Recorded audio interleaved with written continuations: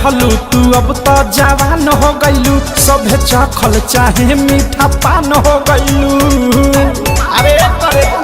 अरे सुनो हो लइका रहलू तू अब तो जवान हो गईलू, सभे चखल चाहे मीठा पान हो गईलू।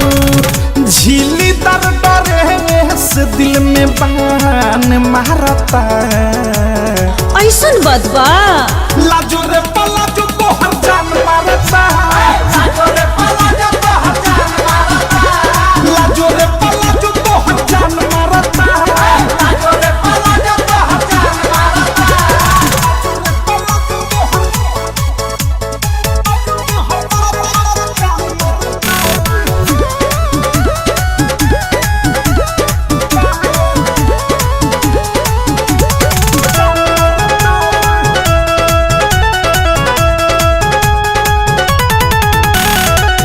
ढीला ढकर बावे एक चाकर बा मोहरी, ऐठी ऐठी चला तारू रोड में जाता सोहरी। आहे दादा ढीला ढकर बावे एक चाकर बा मोहरी, ऐठी ऐठी चला तारू रोड में जाता सोहरी। कमसिन जवानी तोरू ने मारता, लाजो रे पलाजो तोहर जान मारता, लाजो रे पलाजो तोहर जान मारता, लाजो रे पलाजो तोहर जान मारता, लाजो रे पलाजो तोहर जान मारता।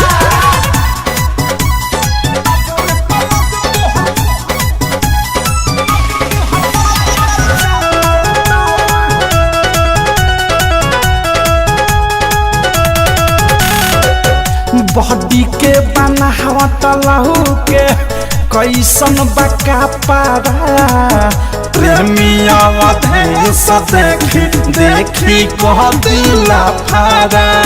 ऐसन बदबा बॉडी के बनावट लहू के कैसन बका पारा, अनुराग मुकेश देखी देखी कह दिला फारा। बिकी विशाल के तोर ढलान मारता,